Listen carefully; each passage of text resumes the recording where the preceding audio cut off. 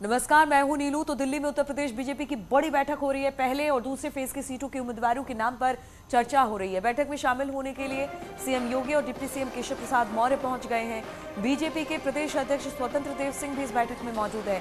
BL संतोष, Dinesh Sharma BJP मुख्यालय पहुंच चुके हैं। अमित शाह की अगुवाई में टिकटों पर महामंथन कल से चल रहा है। आज बीजेपी कुछ उम्मीदवारों की लिस्ट जारी कर सकती है, लेकिन सवाल यह है कि किसे मिलेगा टिकट और किसका कटेगा पत्ता। कौन होंगे पहले और दूसरे फेज के प्रत्याशी, सबके मन में यही सवाल है। खासतौर पर उन नेताओं की बेचैनी ज्यादा बढ़ गई है जो टिकट की कतार में खड़े हैं, और कई वर्तमान विधायकों के माथे पर भी सवाल है, और इसी सवाल का जवाब देने की तैयारी में बीजेपी जुटी हुई है। मंगलवार को 10 घंटे तक चली बीजेपी की बैठक में पहले 3 फेज की करीब 170 सीटों पर चर्चा हुई थी। खबर यह भी है कि आज प्रत्याशियों के नाम पर मुहर लग जाएगी, यानी कि बीजेपी उन नेताओं की किस्मत पर मुहर लगा देगी जो 2022 के संग्राम में उतरने वाले हैं।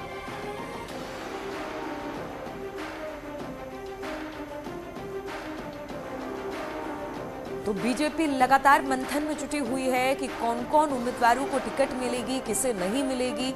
आज भी ये बैठक बीजेपी की जारी है। बड़ी बैठक कही जा सकती है। अमित शाह इसमें मौजूद हैं, सीएम, डिप्टी सीएम, सभी लोग इस वक्त मौजूद हैं, और कोशिश यही की जा रही है कि आज किसी तरह से कुछ नामों पर सहमति बनाकर लिस्ट को जारी कर दिया जाए। करीब 170 ऐसे नाम हैं जिन पर हो सकता है आज मुहर लगने के बाद उम्मीदवारों की लिस्ट आ जाए। तो इसको लेकर मंथन का दौर जारी है, लेकिन सबसे ज़्यादा चिंता उन लोगों के लिए है जो टिकटों की कतार में खड़े हुए हैं, और टिकट मिलेगा कि नहीं मिलेगा इस बात को लेकर चर्चा है। केशव प्रसाद मौर्य भी मीटिंग में शामिल हुए हैं, और बताया जा रहा है कि कुछ देर में शायद ये लिस्ट जारी कर दी जाए। उम्मीदवारों के नामों पर मुहर लग सकती है, लिस्ट जारी हो सकती है, इस तरह के कयास लगाए जा रहे हैं, क्योंकि कल से लेकर आज तक कई नामों पर मंथन हो चुका है। यानी मंगलवार को 10 घंटे तक ये बैठक चली थी। पहले 3 फेज के करीब 170 सीटों पर चर्चा हुई थी, और खबर यह है कि आज प्रत्याशियों के नामों पर मुहर लग जाएगी।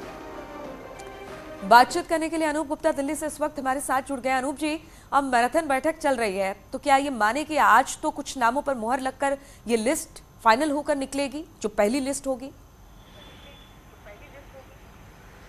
देखिए, बैठक चल रही है और कल भी 10 घंटे तक बैठक चली थी। जाहिर सी बात है कि कल 3 क्षेत्रों पर चर्चा हुई, 170 सीटों पर बातचीत पूरी हो गई है, और बाकी जो क्षेत्र बचे हैं और बाकी जो सीट बचे हैं उस पर अभी चर्चा चल रही है। लेकिन अभी की सबसे बड़ी खबर बता दूं कि जिस तरीके से लंबे वक्त से एक कयास लगाए जा रहे थे कि क्या योगी आदित्यनाथ मथुरा से चुनाव लड़ेंगे, तो सूत्र बता रहे हैं कि इसकी संभावना अब नहीं है। मथुरा से योगी आदित्यनाथ चुनाव नहीं लड़ेंगे। दूसरी बात बता दूं कि ये जो आखिरी फैसला है उम्मीदवारों के नामों की, वो केंद्रीय चुनाव समिति की बैठक में फैसला लिया जाएगा, जिसमें प्रधानमंत्री नरेंद्र मोदी खुद भाग लेंगे। ये जरूर है कि आज के मंथन के बाद कुछ सीटों पर नाम पर फैसला हो जाएगा, जो केंद्रीय चुनाव समिति के सामने पेश किया जाएगा।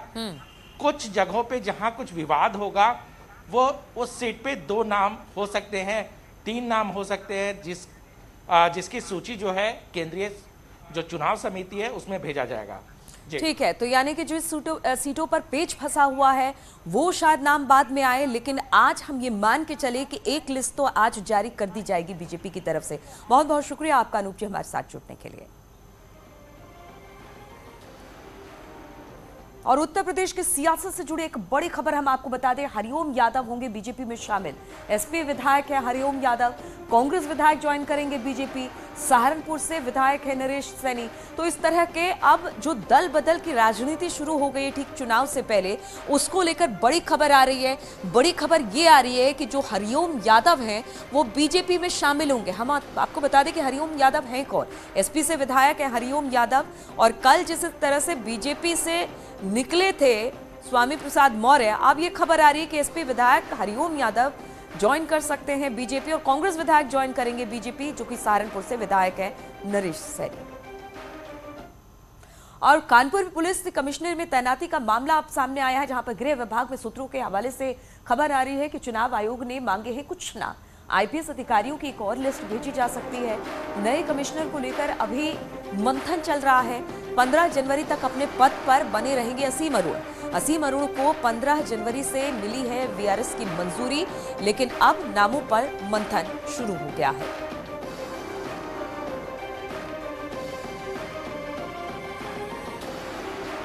और इसी पर बातचीत करने के लिए अमित गंजू हमारे साथ जुड़ गए हैं। अमित, चुनाव आयोग ने कुछ नाम मांगे हैं, क्या कुछ नाम तय हो पाए हैं क्या?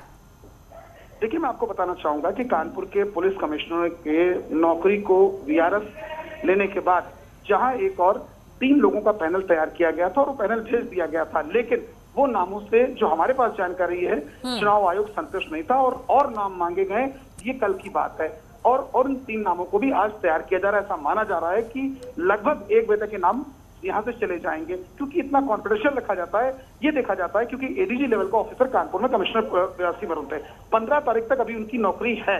15 तक की उनकी उत्तर प्रदेश के अंदर आईपीएस के तौर पर यहाँ सेवाएं, हालांकि वो कार्यालय में नहीं बैठ रहे हैं, लेकिन 15 के बाद उस 16 को बीजेपी ज्वाइन करके अपनी प्रेस कॉन्फ्रेंस भी करेंगे, जो हमारे पास जानकारी। लेकिन फिलहाल अभी जो नाम गए हैं, जाने वाले हैं, उनके बाद ये तय हो पाएगा कानपुर में, क्योंकि एडीजी स्तर के अधिकारी अभी तक वर्तमान में, और कानपुर क्योंकि जोन स्तर के अधिकारी ऑलरेडी 94 बैच के बैठते हैं, यहाँ आईजी खुद 96 बैच के। बिल्कुल अमित, नाम को कॉन्फिडेंशियल रखा गया है, लेकिन हम ये माने 15 तारीख तक असीम अरुण का कार्यकाल है जो खत्म हो जाएगा, तो उससे पहले तक डिसाइड हो जाएगा कि कौन होंगे हम नए कमिश्नर।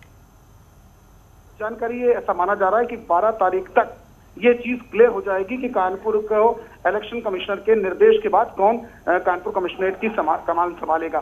फिलहाल अभी कयासें लगाई जा रही हैं, पैनल्स की बात चल रही है, कोई किसी का नाम तो कर रहा है, कहीं व्हाट्सएप पे किसी का नाम चला, लेकिन फिलहाल जो 3 नाम दिए गए तो उस पर सहमति नहीं थी और नाम मांगे गए। ऐसा माना जा रहा है कि आज की तारीख में 1 बजे तक वो सारे नाम चले जाएंगे। आज से लेकर कल तक ये चीज क्लियर हो जाएगी कानपुर का पुलिस कमिश्नर कौन होगा। ठीक है, बहुत बहुत शुक्रिया आपका अमित जानकारी देने के लिए।